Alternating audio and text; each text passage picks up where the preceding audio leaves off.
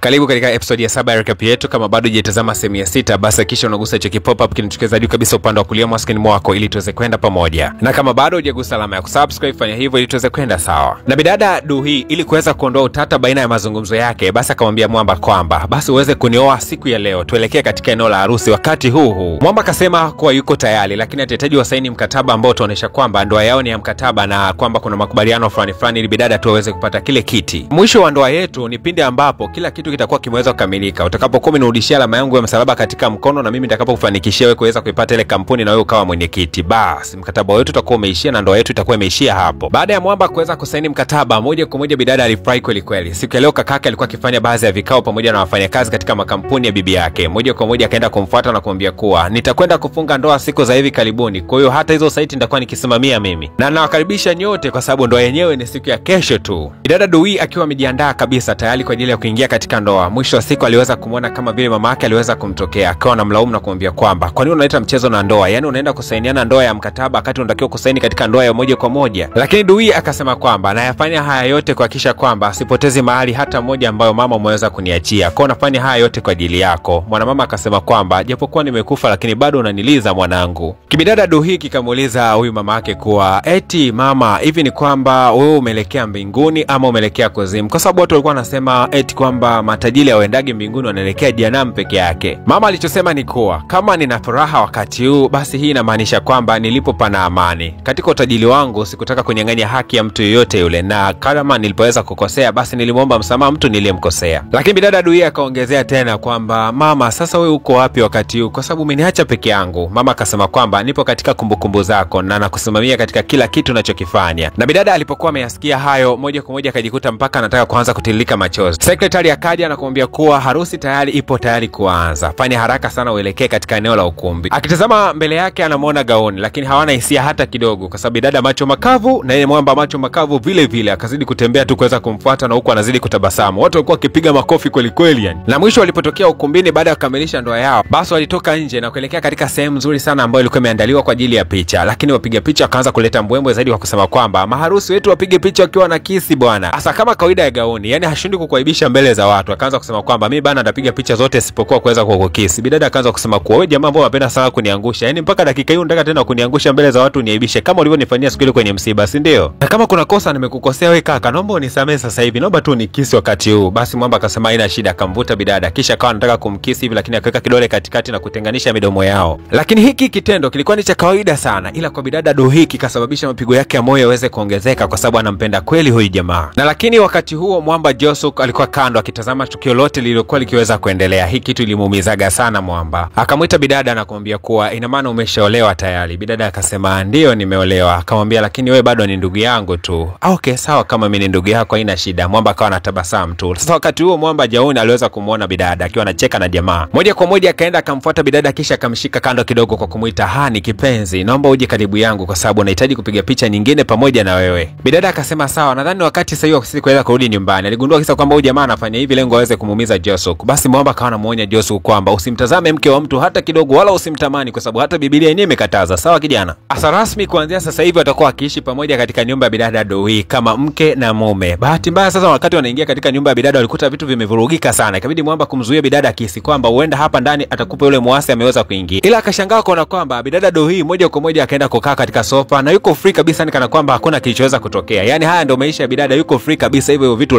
lafu mchafu hata eleweki yani. Mwamba akasema ndio maana sikufunga ndoa ya kweli na wewe kwa sababu mimi wanawake wachafu kama wewe sinaga kabisa ubinao. Moja kwa moja akamshika bidada mkono na akaanza kusafisha nyumba kichawi. Mwamba baada ya kutolewa nje na bidada alikuwa haamini kabisa maisha yake. Akaamua siku leo aanze kumtafuta huyu Mwamba Gawon. Katika kumpeleza pesa katika mitandao akagundua kuwa kampuni yake ilianzishwa mwaka 1977. Jina la mwanzilishi wa kampuni ya Gawon ni yeye mwenyewe Gawon. Sasa kitu kihaba kinamshangaza jamaa. Mbona umri wake udogo ni kama ufanani kabisa na yeye kuanzisha kampuni ya mwaka 1977? Huku nyumbani vituko kama vyote, wanandoa hawa bana. Huyu akilala huku mwingine analala huku. Wanaogopana wakati mwingine huyu akienda kuoga tu kidogo anajifunika manguo kama vile nini sijui. Nyakati za usiku licha kwamba walikuwa wamelala katika vyumba viwili tofauti, lakini wote walikuwa wakipitia wakati mgumu sana katika kupata usingizi. Mpaka mapema na alfajiri ilipoweza kutimba. Mwamba anashtuka mishale hiyo ya saa 12:30 ya alfajiri anagundua kwamba kuna mtu alikuwa anagonga vitu pale sebleni. Kuja kutazama ni bidada anakunywa maziwa karibia lita 1 hivi afu anakomoa vitu kama vyote yani. Bidada Duhi akaanza kumuuliza Mwamba, vipi bana, naonekanaje asubuhi? Kwa sababu huni wanasemaga kwamba ukitaka kuona urembo wa bidada mtazame nyakati za asubuhi. Jamaa akasema kwamba sasa ndo unaje urembo wako wakati sikupendi naye bana, hiyo acha masiala yako bana. Haya sawa kaka mkubwa, basi wiki hii nataka bana nikampeleleze ule mdogo wangu wa mwisho ule No Do Jong. Nahisi kama huyu anashirikiana na mtu ambaye ni mhalifu, kwa sababu aliweza kuniuliza kwamba alama yangu ya msalaba katika mkono ni nzuri sana. Na bidada wakati anakwenda kumchunguza mdogo wake ili asiweze kutambulika, basi akawa anajaribu nguo tofauti za kuweza kuficha sura yake ili asiweze kujulikana na watu wote. Lakini mwamba gauni akasema kwamba kwa nini utumie nguvu nyingi kiasi hicho, yani unahangaika hivyo? Hebu acha bana, usipeke kabisa manguo hayo, twende zetu bana. Mwamba alipomshika bidada moja kwa moja akajitokeza katika mabafu ya kiume, na huko aliweza kumkuta mwamba akiwa anajisemesha peke yake akisema kuwa kumuua mtu si issue kabisa na naweza nikamuua mtu yoyote kwa wakati wote ule. Basi wakaanza kumfuatilia kila sehemu mwamba anayokuwa anaelekea, kwa sababu ameamua kumvalia njuga huyu mtu, lazima wamchunguze vizuri. Lakini kumbe bwana mdogo alikuwa akielekea katika masehemu fulani hivi ambayo huwa kuna makabati ambayo yanahifadhi vitu, lakini pia kuna kisehemu kidogo sana cha kuweza kupigia picha. Lakini yeye akawa ameelekea moja kwa moja katika kabati fulani. Alipokuwa akifungua ghafla tu kuna picha ilikuwa imejipiga, kwa sababu hawa wawili walikuwa wamejificha katika chumba ambacho kinapiga picha za automatic. Walipokuja kushtukia kwamba No Do Jong alikuwa anakuja katika mitaa hiyo, ikabidi kutaka kufanya kuteleport, yani kupotea katika maeneo haya, lakini kwa bahati mbaya akagundua kuwa uwezo wake ulikuwa ufanyi kazi. Sasa No Do Jong akazidi kusogea hapa kwa sababu amesikia kwamba picha ni kama ilikuwa inapigwa. Moja kwa moja alipokuwa ameingia ikabidi mwamba gauni aweze kumkisi tu bidada kwa uhalisia kabisa ili ionekane kana kwamba kuna wapenzi walikuwa wanafanya romance mitaa hii. Kwa tamaduni za Wakorea ukiwakuta watu faraga, basi unapaswa kuificha sura yako ama mwenyewe kujificha. Lakini kibongo hapa mtoto wa watu angekodoa macho mpaka angesubiria show nzima iweze kuisha. Lakini baada ya hapo dogo No Do Jong ni kama alikuwa ameshtukia kitu fulani hivi, lakini mwisho wa siku akaamua kuondoka. Lakini bidada baada ya hapo akaanza kumtafuta mwamba kwa sababu anatakiwa kumfuatilia mpaka mwisho. Mwamba kaenda kuchukua ile picha alikuwa amepiga na bidada. Kuja kucheck hivi picha ikawa imepigwa pale kipindi hicho na kisi bana. Mwamba ikabidi kuichukua ile picha na kuificha mfukoni. Lakini bidada Dui alikuwa ameenda katika ile loka ambayo yule mwamba alikuwa ameweza kutokea. Akagundua kwamba kulikuwa kuna kitu mule ndani, ila kuna mtu mmoja alikuja kama ombaomba hivi na kuanza kucheka. Ikabidi mwamba gauni kuweza kumtoa bidada na kuondoka katika eneo hili. Lakini huyo ombaomba bana kabla ya kuondoka akasema kwamba kuna joto kubwa sana leo, lakini itakwenda kupotea si muda mrefu. Alipokuwa anatoka katika lile eneo akamwomba bidada kwamba ajichaji mwili wake kwa sababu ajihisi vizuri kidogo. Baada ya bidada kuweza kumchaji, lile ua alikuwa amelishika katika mkono wake likawa limeweza kustawi. Lakini mwamba akajisikia vizuri sana na kuona kwamba hali ya hewa ilikuwa imetulia sana. Lakini wakati tu ameweza kuondoka na kuliweka lile ua kando, lile ua likawa limeweza kunyeuka wakati huo kabisa yani. Bado harakati za bidada kuweza kumtafuta mdogo wake na kutaka kujua nini ambacho anakifanyaga hasa nyuma ya pazia zikawa zinaendelea, na mwisho wa siku akawa amejificha sehemu kuweza kumchungulia mdogo wake. Naye mwamba gauni akatimba mitaa hiyo kuanza kuchungulia. Lakini alipokuwa bidada amegeuza macho yake kuanza kumtazama mwamba, anakumbuka tukio lile la kuweza kukisi katika keki banda cha picha. Bidada anamtazama mwamba kwa aibu kweli, na mwisho wa siku akaamua kurudi nyumbani. Lakini alipokuwa amerudi nyumbani, mwamba akawa anataka kujitafakari ni kwa nini wakati ule alipokuwa katika keki banda cha picha alishindwa kuteleport, yani kwa maana ya kupotea katika kile kibanda. Na kwa lugha nyepesi tu ni kwamba ni kwa nini uwezo wake umezidi kupungua siku hadi siku. Lakini kuna kitu akakumbuka kwamba siku ambapo alama ile iliweza kubadilika kutokea katika mwili wake kwenda kwa mwili wa bidada ndio siku ambapo hata nguvu zake zilikuwa zinapata shida sana kuweza kumtii. Lakini akakumbuka kwamba hapana, ni kutoka siku alipokutana na bidada hata kabla alama haijaweza kubadilishana. Kwani hata siku alikuwa amepata ajali ile mpaka akadumbukia katika maji ni baada ya kusnapu vidole vyake na ile gari haikuweza kabisa kusimama. Kwa hiyo tatizo lilianza siku ambayo nilikutana na wewe. Hata hiyo alama ingekupo kwangu, lakini kukutana wako mimi na wewe inaonekana shida bado ingeendelea kutokea kama kawaida, kwa sababu shida hizo mimi nilianza kuzipata kutoka siku ya kwanza kabisa ile. Bidada akaanza kumuuliza mwamba, kwa hiyo sasa unanilaumu kwamba kwa nini ulikutana na mimi au sio Lakini mwamba hakutaka kabisa mabishano na bidada, akawa ameondoka katika eneo lile. Bidada akawa anajilaumu sana na yeye pia kukutana na hii jamaa kwa sababu linamtesa sana moyo wake. Hasa mwamba katika harakati za kumpeleza huyu mwamba gauni, basi alikuja kugundua kwamba jamaa alikuwaga na sura ya ujana kutoka mwaka 1977 wakati anazindua kampuni yake. Huku nyumbani jamaa sasa ndo anahamia mazima kwa bidada kwa sababu wao wameshakuwa wanandoa, kwa hiyo wanapaswa kuishi pamoja. Jamaa ana vitu vingi yani mpaka huko ndani kwa bidada havitoshi yani. Bidada ikabidi kumuita mwamba chobingo na kuanza kumwambia kwamba ni kweli sisi ni wanandoa, lakini mwanangu vitu ulivyokuja navyo ni vingi sana. Sikumbuka sasa tunaishi wawili tu, alafu unakuja na vitu lundo nzima, container nzima hilo. Mwamba akasema sasa ndio vitu vyangu ambavyo mimi bila hivyo siwezi nikaishi. Bidada akasema bana toka zako. Basi akawa amemfukuza na kumtoa na vitu vyake vyote. Mwamba akachoka kabisa kwa sababu alikuwa amempigia simu mshikaji wake Bartha na kumwambia kwamba naomba bana ukanichukulie vitu vyangu vyote, ila sasa hivi anataka kumwambia kwamba naomba ukavirudishe vitu hivyo vyote. Bartha akasema nachoka mimi Clemence Mwandambo, nachoka mimi. Lakini pia Bartha akamwambia jamaa kwamba kuna taarifa moja ambayo sio nzuri. Yule bidada ambaye alikuwa anakupenda sana katika ule mchezo wetu wa kudance, basi leo ameweza kutoweka na hayupo kabisa mara baada ya kusikia kwamba wewe umeoa. Hasa siku ya leo mwamba Juthok akaamua kumpigia simu bidada na kumwambia kwamba nina jambo la muhimu sana ambalo nataka kuzungumza na wewe private kabisa na usije na mwamba gauni. Juthok akamuuliza bidada swali moja tu, hivi unamjua kiasi gani huyo jamaa kabla hujaweza kukubaliana naye kuweza kuoana naye? Dada akasema kama kujuana sidhani kama ni faida kubwa zaidi, nadhani faida kubwa ni pale ambapo tunaishi pamoja kwa upendo, ndicho kitu nilichokuwa nakitafuta katika maisha yangu. Basi mwamba Juthok akaingia mfukoni mwake na akaitoa picha yanayomwonyesha mwamba akiwa katika kipindi cha mwaka 1977. Hasa unadhani nini ambacho kitakwenda kujiri? Kusiti kubaki na mimi ukiwa umegusa alama ya kulike. Kumbuka kwamba kila tunapofikisha like 100 basi tunatoa episode inayofuatia mbele. Asante sana kwa wote ambao umekwisha kugusa alama ya kusubscribe, na kama hujafanya hivyo unaweza kuhakikisha kisha kugusa alama ya kengele.